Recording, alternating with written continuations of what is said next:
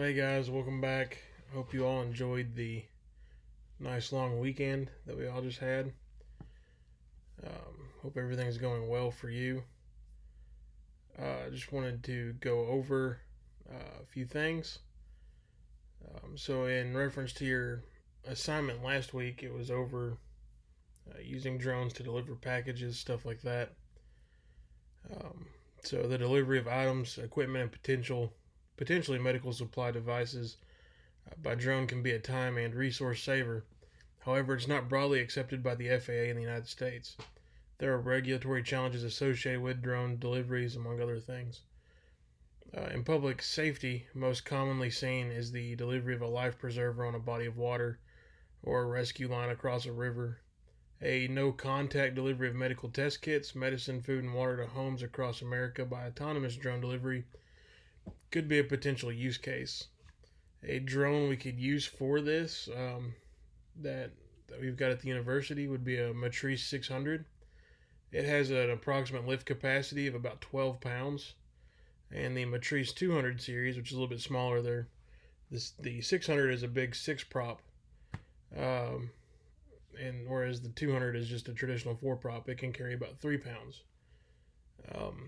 So I know Matrice 600s have been used by fire departments to carry chainsaws up to firefighters on top of a roof, stuff like that. So there's a lot of payload options when you've got 12 pounds to work with when it relates to a drone. So some pros to that would be fast potential for no contact delivery, can reach hard to get areas fast. The cons, though, as everybody has pointed out, are the regulatory issues, proper delivery mechanism for drones, like a box or a lowering line to get the package down, pick the package up. And there's not a drone that comes out there with that typically for like your main.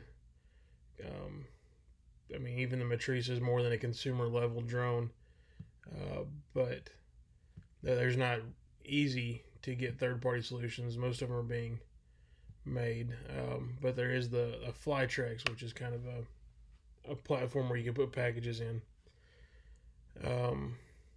The Those drones are bigger though, so they're going to be harder to transport than say our Mavic that comes in a little neat briefcase carry box. The Matrice M600 is huge. I'm trying to think of what I could compare it to that would really help you out, but it's pretty good size. It really almost takes two people to load into the back of a truck or a trailer. So it's not super simple. But our biggest regulatory issues are going to be flying over people. More than likely for package delivery, you're going to need to go long distances, so that beyond visual line of sight is going to be an issue. Um, Unless it's a local thing, like maybe around a hospital campus or a school campus, that could be a little bit less of an issue, but still, it's going to be kind of rough.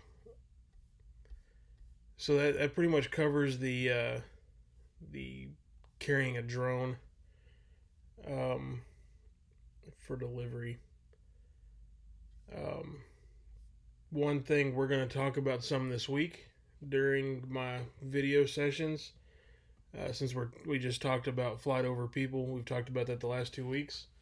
Will be a way that we can fly our drone safer and potentially get a waiver to fly over people. So we just got this in for our drone. It is the Safe Air Para Zero parachute or drone safety system. So it's a box that goes on top of our Mavic. They also make one for Phantom and for the Matrice series of DJI drones. But we've got the one for the Mavic Enterprise. So as you can see, it's got the little box that attaches to the top of the drone. Packed inside the box is a parachute. So whenever you go to fly the Mavic, you charge this up, turn it on, take off. If it senses that the drone has lost power or that one of the motors is producing less power than it should, and you're about to hit a crisis state, kind of like we saw with one of the flame wheels when it toilet bowled and spun all the way up to the ceiling. If it senses that, it is going to throw the parachute, kill all motors. The parachute will deploy and it'll come down at a rate of about 12 feet a second, which is still fairly fast for something falling out of the sky, but that takes a lot of kinetic energy out of it, so it's not going to hurt as bad, not going to cause as much damage if the drone crashes, if the parachute deploys. You do have to have the parachute about 65 feet above the ground for it to be functional, but most of our flights are going to be above that. We'll talk more about that as the week goes on, about what all it can do, and we'll go through and slap it on the drone. I'm not going to demonstrate it any, because we bought the professional kit. So the professional kit is more than just the general kit, but it's certified, has a lot of paperwork that goes with it. But if we deploy it, we have to send it back to the manufacturer to get it repacked instead of packing it ourselves, whereas the consumer version will be packaged itself. So you'll probably hear me say everything I just said again later on this week. Excuse me. But going on with this week's stuff, we're going to talk about mapping with drones, or the assignment will cover mapping with a drone. So then we'll talk about it some next week as I go through and grade everything. So basically, the assignment goes as follows. With the novel coronavirus pandemic, testing sites are being set up around the world to screen individuals who are showing symptoms of the virus. Due to the large numbers of people that want to be tested and need to be tested, along with the ease of transmission of the virus, conducting the test in a conditional doctor's office might not be the easiest or best way to conduct the mass testing that will be conducted and has been conducted. On top of that, it spreads out the areas from where information needs to be collected. So instead of all the tests being done at one spot, if you were to do it in conventional doctor's offices, you would have 30 testing areas across Fort Smith that we'd have to collect all that to send to the labs, plus all the testing centers in Van Buren, all the testing centers in Fayetteville. It just really spreads it out. So by creating just general testing locations specifically for that, since we're trying to get all this information together for that, it makes a lot more sense to have all that information at one spot so it can be gathered up more rapidly and transported to those labs to be tested. So with the testing sites, the thought sounds simple enough, but the logistics could be a bigger issue. When you think about the resources that will be needed, like being mostly outside and open doors, because it's easier to maintain social distancing that way. And most of these testing sites are set up as like a drive-through, so you don't even get out of your car to limit your risk of exposure to others. Having staging areas for multiple personnel needs, so you're going to have medical people there, you're going to have support staff, you're probably going to have ambulances and other medical staging there just in case somebody has some kind of issue when that goes on. So you've got to figure out where you're going to have all those people and still maintain safe practices with social distancing and stuff. Of course, we're humans, we got to pee, so you're going to have bathrooms, break areas for the workers.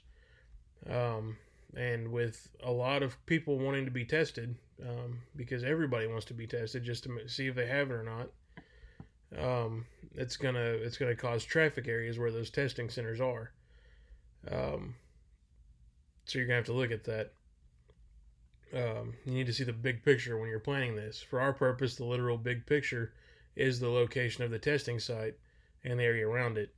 So literal big picture means we need to see where that testing site's going to be and everything around it from like a bird's eye view. We can do this by using mapping software on our drone, and that will rapidly create an up-to-date orthomosaic map of where we would like to place the testing site and figure out where everything will need to be located in order to coordinate traffic patterns and the like. So if we were going to put a testing site where our classroom is, that's going to be real problematic because we've got a really small parking lot and there's one-way streets, which that kind of makes things a little easier because you're not worrying about blocking traffic both ways, but you're still going to have major congestion right there, like we do when people are dropping off and picking up for school. Um, Now, if we were going to set up a testing center out in the middle of Ben Guerin Park, that's going to be a little bit different because you could pretty much get everything organized inside that park. However, the OrthoMosaic map is still going to be good, so you know exactly where you're going to place what pavilions you might already use that are existing, what kind of shelters you might need to construct to house things, so your tents, stuff like that. So that's all things that we need to look at, and with that OrthoMosaic map, we can see a big picture. If we wanted to go further along, we could, after we've stitched together that OrthoMosaic map with all the pictures we've taken, we could really go through. We've got good pictures at multiple angles from both NADAR, which is pointing straight down, and angled up about 30 degrees all the way around.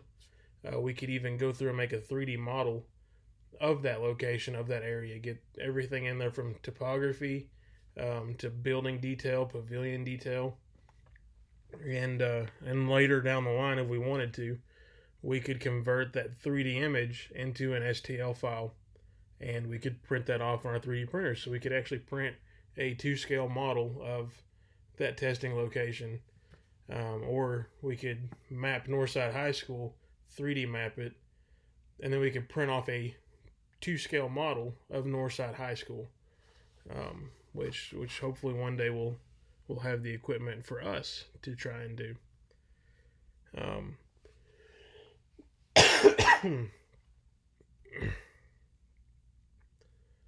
As y'all know, I've had a cough pretty much all year, so basically for the assignment, I've got 2 links that are posted at the end of the reading for the assignment. They're both videos. They don't really talk specifically about mapping. They talk more or less about testing sites, and one has a video kind of detailing the traffic issues that you could have at these testing site locations. So view those 2 links, and then for your assignment, I need to know what type of drone would we need to do this mission. Are there any special payload? When I say payload, I mean like attachments we would need for the drone, or special software for the computer in order to get that mapping going. Do we need any waivers to conduct this mission? And what are some possible pros and cons of this mission type? So again, I'm glad to be here again. I miss all of you. If you have any questions, need any help, or just need to reach out, feel free to reach out to me anytime, phone, text, or email, and I'll be more than happy to do what I can for you. Other than that, have a good day. Good luck with your assignments. I hope the rest of your classes are going well. And until then, you'll see me on the next video.